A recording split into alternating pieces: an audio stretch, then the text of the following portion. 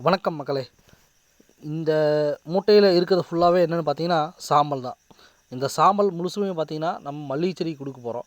இது மல்லிகை செடிக்கு மட்டும் இல்லை, எந்த செடிக்கு வேணாலும் கொடுக்கலாம். மல்லிகை மட்டும் இல்லை, அனைத்து பூப்பயிர்கள், தோட்டக்கலை பயிர்களாக இருக்கக்கூடிய காய்கறிகள், வாழை, அந்த மாதிரியான பயிர்கள் அனைத்துக்குமே இந்த சாம்பலை நம்ம கொடுக்கறது ரொம்ப ரொம்ப நல்லது. பொட்டாஸ், அதாவது சாம்பல் சத்து.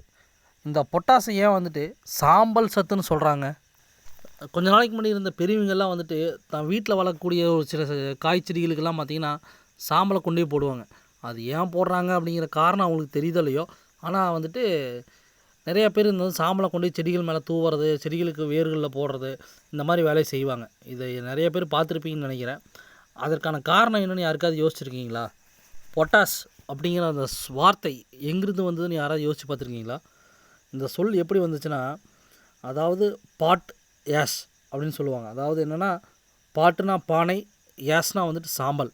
ஒரு எளிமையான வகையில் புரிஞ்சுக்கணுன்னா, ஒரு பானையில் தண்ணியில் ஊற வைக்கப்பட்டிருந்த சாம்பலுக்கு பெயர் தான் பாட் யாஷ்.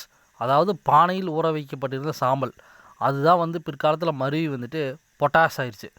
அதாவது உரத்தொழிற்சாலைகள் வரக்கு முன்பாக, அதாவது பொட்டாஸ் உரத்தொழிற்சாலைகள் வரக்கு முன்பாக நம்ம பயன்படுத்திட்டு இருந்த பொட்டாஸ் உரம் எதுன்னு பார்த்திங்கன்னா சாம்பல் தான். பொட்டாஸ் அப்படின்னா பானையில் இருக்கக்கூடிய சாம்பல். அது மட்டும் இல்லை, பொட்டாஸ் போடுங்க அப்படின்னா என்ன அர்த்தம்னா, அந்த பானையில் இருக்கிற சாம்பல் எடுத்து போடுங்க அப்படின்னு தான் அர்த்தம். இப்படிப்பட்ட இந்த சாம்பலில் என்னென்ன சத்துக்கள் இருக்குது, இதை நாம் எதையெல்லாம் தெரிஞ்சுக்காமல் இருந்திருக்கோம் அல்லது நமக்கு தெரிவிக்கப்படாமல் இருக்குது அப்படிங்கிறத இந்த வீடியோவில் ஒவ்வொன்றா பார்த்துடலாம். வீடியோவை தயவு செஞ்சு ஸ்கிப் பண்ணிடாதீங்க, முழுசாக பாருங்கள். பொதுவாக சாம்பல் அப்படிங்கிறது ஒரு பொருளை எரித்ததுக்கு பிறகு கிடைக்கக்கூடிய ஒரு மீதமாக இருக்கக்கூடிய ஒரு பொருள். அவை எதுவாக இருக்கலாம் அப்படின்னு பார்த்தீங்கன்னா, ஒரு தாவரத்தின் இலையாக இருக்கலாம், கிளைகளாக இருக்கலாம், அல்லது தண்டுகளாக இருக்கலாம், அல்லது எதுவாக கூட இருக்கலாம்.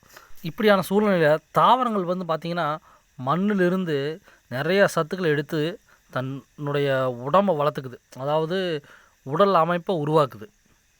அந்த சத்துக்கள் என்னென்னு பார்த்திங்கன்னா, நைட்ரஜன் எடுக்குது, பாஸ்பரஸ் எடுக்குது, பொட்டாஸ் எடுக்குது, சல்ஃபர் எடுக்குது, மெக்னீசியம், மேக்னீசியம், போரான் மாதிரி நிறையா சத்துக்களை எடுத்துக்கிட்டு தான் ஒரு தாவரம் வளருது. அப்படிப்பட்ட தாவரங்களுடைய கழிவுகளை நாம் எரிக்கும் பொழுது அந்த வெப்பத்தினால் பாதிக்கப்படாத சத்துக்கள், அதாவது அந்த வெப்பத்தினால் ஆவியாகாத சத்துக்கள் அனைத்துமே பார்த்திங்கன்னா இந்த சாம்பலில் தங்கிடும். அது என்ன மாதிரியான சத்துக்கள் அப்படின்னு பார்த்திங்கன்னா, உதாரணத்துக்கு பொட்டாசியம், கால்சியம், மெக்னீசியம், இது மாதிரியானது. இதன் அளவுகள் பார்த்திங்க அப்படின்னா, ஒரு பொட்டாசியம் இந்த சாம்பலில் ஒரு தோராயமாக ஒரு 3% இருக்குதுன்னு சொல்லப்படுது. கால்சியம் ஒரு 25%, மெக்னீசியம் 1% இருக்குது. இது மட்டும் இல்லாமல் போரான், காப்பர், சல்ஃபர், ஜிங்க், மாலிபீனம், இந்த மாதிரியான விஷயங்களுடைய சில ட்ரேசஸ் இருக்குது. இப்படிப்பட்ட இந்த பொட்டாசத்து இந்த பயிர்களுக்கு ஏன் ரொம்ப அவசியம் அப்படிங்கிற காரணங்களை ஒவ்வொன்றா பார்த்துடலாம். இது பார்த்திங்கன்னா பூக்கள் உற்பத்தி, காய்கள் உற்பத்தியில் மிகப்பெரிய பங்கு வகிக்குது. பயிர்களின் உடலமைப்பு, வலுவான உடலமைப்பு அமைவதற்கு பொட்டாஸ் மிக மிக ரொம்ப அவசியம். அதாவது ஒரு பூ இருக்குன்னா அந்த பூ கம்ப்ளீட்டாக ஒரு சைஸ் வரணும் அப்படிங்கிறதுக்கு, காய்னா அது நல்லா பெருசாகிறதுக்கு, ஒரு மரம் அப்படின்னா அது நல்லா வாட்டசாட்டமாக வளர்கிறதுக்கு, அந்த மரம் சாயாமல் இருக்கிறதுக்கு, இந்த மாதிரி விஷயத்துக்கெல்லாம் பொட்டாஸ் ரொம்ப ரொம்ப அவசியம். இது வேர் வளர்ச்சிக்கு ரொம்ப அவசியம். இந்த சாம்பல் பார்த்திங்கன்னா எந்த ஒரு நுண்ணுயிரியுமே பாதிக்காது.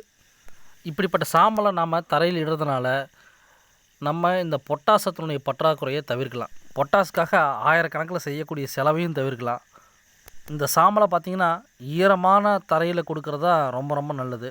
அதாவது நீர் பாய்ச்சின பிறகு ஒரு ஈரமாக இருக்குன்னு பார்த்திங்களா, அதில் தூவுறது ரொம்ப ரொம்ப நல்லது. அதாவது பொதுவாக இந்த மண் அமைப்பில் பார்த்திங்கன்னா பொட்டாசம் அப்படிங்கிற சத்து நிறைய இருந்தாலுமே அதை பார்த்திங்கன்னா தாவரங்களால் எடுத்துக்கொள்ள முடியாத ஒரு நிலைமையில் இருக்கும். அதாவது நம்ம சோறு தான் சாப்பிட முடியும், ஆனால் அரிசி நம்மளால் சாப்பிட முடியாது. அதாவது இருக்கக்கூடிய அந்த பொட்டாஸ் சத்து பார்த்திங்கன்னா தாவரங்களுக்கு ஒரு அரிசி மாதிரியான ஒரு அமைப்பில் தான் இருக்கும். இதை சரி பண்ணி மாற்றி கொடுக்குறது பார்த்திங்கன்னா இந்த பொட்டாஸ் பாக்டீரியா அப்படிங்கிறது. சாம்பல் சத்து கொடுக்குறதுக்கப்புறம் பார்த்திங்கன்னா நம்ம இந்த பொட்டாஸ் பாக்டீரியா கொடுக்குறது ரொம்ப ரொம்ப நல்லது.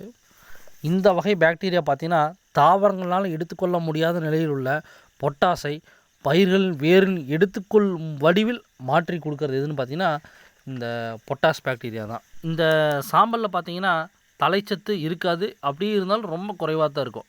அதாவது என்பிகே வேல்யூன்னு சொன்னால் 013 013 அப்படிங்கிற வேல்யூவில் தான் இருக்கும் பர்சன்டேஜில்.